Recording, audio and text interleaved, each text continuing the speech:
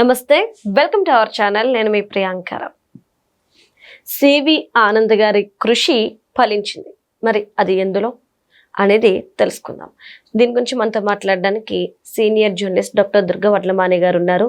ఆవిడని అడిగి తెలుసుకుందాం. నమస్కారం మ్యామ్. నమస్తే అండి మ్యామ్, సివి ఆనంద్ గారు మొదలుపెట్టిన పని ఈరోజు పూర్తయింది. అంటే ఇందులో ఆయన కృషి ఎంతో ఉంది. ఇది ఐబొమ్మ ఇన్సిడెంట్కి సంబంధించి. సో మీరేమంటారు, ఈ క్రెడిట్ అంతా కూడా ఎవరికి దక్కాలి అంటారు? ఇందులో 75% సివి ఆనంద్ గారిదండి. 25% ఇప్పుడు కొత్తగా వచ్చిన వాళ్ళది ఉంటుంది ఖచ్చితంగా. అంటే ఆయన మొదలుపెట్టి ఆల్మోస్ట్ ముచ్చిక్కుడికి వచ్చాక ఆయనకి వేరే శాఖకి వెళ్ళిపోయారు. అవును, పాప ఆయన ఇది ముగించాలనుకున్నారు కానీ కుదరలా. కాబట్టి ఎవరైతే మొదలు పెట్టారో వాళ్ళ పేరు మర్చిపోకూడదు కదా. సో ఆయన క్రెడిట్ ఖచ్చితంగా ఉందండి. అంటే సివి ఆనంద్కి 2 ఏళ్ల క్రితం ఈ ఐబొమ్మ ఇమ్మడి రవినాథను అతను ఛాలెంజ్ విసిరాడు. మీరు మమ్మల్ని ఆపలేరు, మా దగ్గర చాలా డేటా ఉంది, మీరు మమ్మల్ని ఏమీ చేయలేరు, పట్టుకోలేరు, దమ్ముంటే పట్టుకోండి అని ఛాలెంజ్ విసిరారు. సో దాని మీద ఫోకస్ చేశారు పోలీసులు. అతను ఏం చేసేవాడంటే కొత్త సినిమా రిలీజ్ అవగానే దొంగతనంగా దాన్ని రికార్డ్ చేయించి థియేటర్స్లో అప్లోడ్ చేసేసేవాడు ఐబొమ్మకి. తర్వాత ఓటీటీలో వచ్చినవన్నీ కూడా డిజిటల్లో వాటిని మళ్ళీ రిలీజ్ చేసేసేవాడు. ఇతను యాక్చువల్గా ఎంబీఏ ఏదో చేసినట్టున్నాడు. విశాఖపట్నంకి ఎక్కడికో చెందిన అబ్బాయి. ఫస్ట్ మంచిగానే ఉన్నాడు, 2 కంపెనీలు పెట్టి సీఈఓగా ఉన్నట్ట.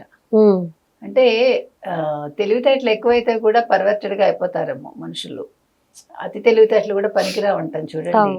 మంచి నాలెడ్జ్ ఉన్న పిల్లాడు ఆ కంపెనీలు వదిలేసి, ఆ ఉద్యోగాలు వదిలేసి, తర్వాత తల్లి తండ్రి చూసిన అమ్మాయిని కాకుండా ప్రేమించి పెళ్లి చేసుకుని ఇతను కరేబియన్ దీవుల్లో ఉంటున్నాడు. సో ఉన్నప్పుడు ఏమైంది, ఈ అమ్మాయిని వదిలేసి 5 ఏళ్ళు అయిందిట. అయ్యాక అక్కడికి వెళ్ళిపోయినట్టున్నాడు. ఈ ఐబొమ్మ మొదలుపెట్టాడు. ఐబొమ్మ మొదలుపెట్టి ఎప్పుడైతే ఛాలెంజ్ విసిరాడో పోలీసులు నిఘా పెరిగిందని తెలిసాక బప్పన్ టీవీ అని పెట్టాడు. అవును, ఎందుకు అట్లా చేయడం నాకు అర్థం కాదు. అంటే అదొక సైకలాజికల్ సాటిస్ఫాక్షన్ వాళ్ళకి. అంటే ఇప్పుడు చూడండి, మనం చూస్తాం కదా, ఒక ఏమంటారు క్రైమ్స్ చేసే వాళ్ళు కూడా వాళ్ళు ఒకలాంటి ఆనందం పొందుతూ ఉంటారు కదా.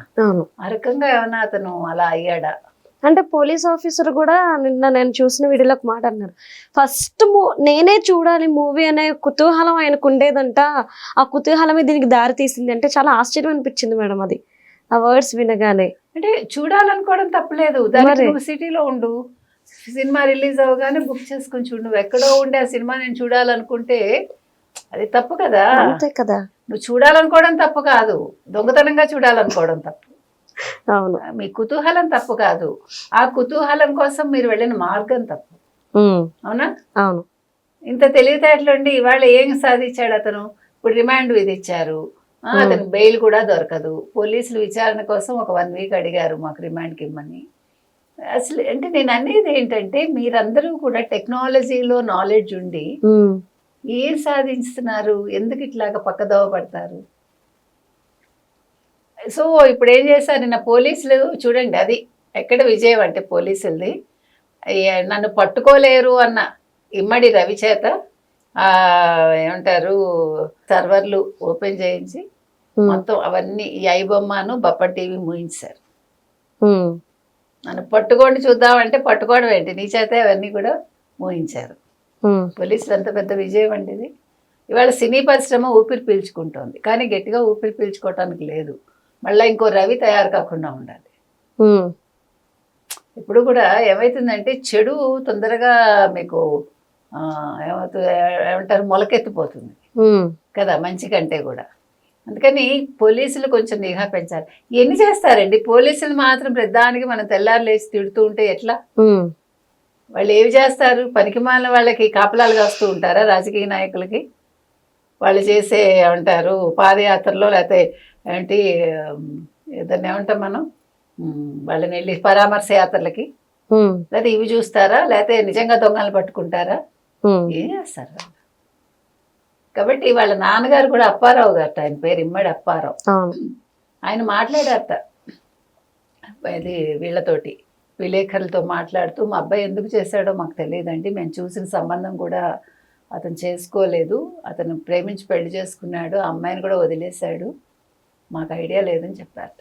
అతను ఇక్కడ కుకట్పల్లిలో రెయిన్బో విస్టా ఏదో అందులో ఉంటాడని తెలిసి అక్కడ ఒక ఫ్లాట్ ఉందని పోలీసులు నిఘా పెట్టి అతన్ని పట్టుకుని కుకట్పల్లిలో అతని ఇంట్లోనే అరెస్ట్ చేశారు.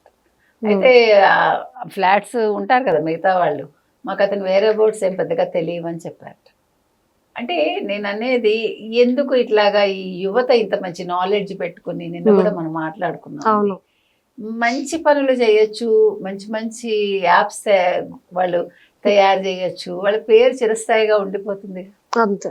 ఎందుకు ఇట్లాగా పనికి మాలిన వక్ర మార్గాల్లో వెళ్ళడం? ఏం సాధించారు? వాళ్ళ కుటుంబం కూడా బాధపడుతుందిగా.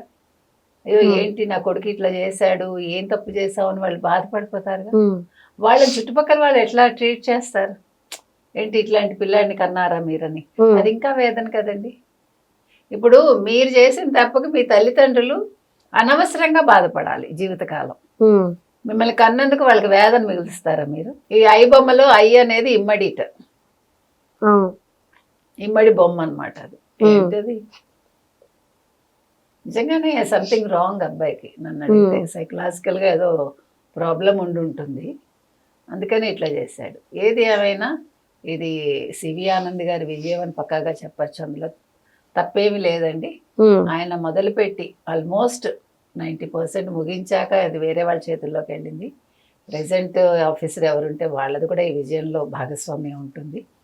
సో సినీ పరిశ్రమ అయితే ఊపిరి పీల్చుకుందని చెప్పచ్చు. ఇంకా ఐ బొమ్మ లాంటివి ఇంకోటి పుట్టుకురాదు అని చెప్పి ఇప్పుడు చాలా మంది మీకు తెలుసో లేదో ఇమ్మడి రవిని చాలా వెనకేసుకొచ్చారు యూత్. అవును మేడం. ఎందుకంటే వాళ్ళు ఇంతంత డబ్బులు పెట్టి మేము సినిమా హాల్స్కి వెళ్ళగలమా, సినిమాలు చూడగలమా అనేది వాళ్ళ ఉవాచ. అది కరెక్ట్. దానికి ప్రత్యామ్నాయం ప్రొడ్యూసర్స్ ఆలోచించాలి, సినిమా థియేటర్స్ ఆలోచించాలి, మా లాంటివి ఆలోచించాలి. దానికోసం మనం ఇలాంటివి ఏమనాలి, ఎంకరేజ్ చేయకూడదు. మనం సినిమా చూడలేం కాబట్టి ఇందులో ఫ్రీగా చూస్తామని వెంటనే సినిమా రాగానే ఇతనికి ఉండే కుతూహలమే వాళ్ళకు ఉండడం అనేది అది వక్ర మార్గానికి దారి తీయటమేగా. కాబట్టి దాన్ని మనం ఎంకరేజ్ చేయకూడదండి. ఐ బొమ్మ అతను చేసింది మంచిది అని యూత్ అంటే అది వాళ్ళ ఆలోచన విధానం తప్పని నేను అంట. కాబట్టి అది మనం ఒప్పుకోకూడదు, అలాంటివి సరిదిద్దుకోవాలి. మనం సినిమా చూడాలనుకుంటే డబ్బులు పెట్టి చూస్తే చూడాలి, లేదు మీకు ఎప్పుడొస్తే టీవీలో అప్పుడే చూడండి, ఏమి ఇబ్బంది లేదు. కానీ రేట్ల విషయంలో మీరు ఆందోళన చేయండి, అది తప్పు లేదు. అది తగ్గించే వరకు మీరు దాని మీద పోరాటం చేయొచ్చు, అంతేగాని ఇలాంటివి మనం ఎంకరేజ్ చేయకూడదు. Okay right, thank you so much. Thank you.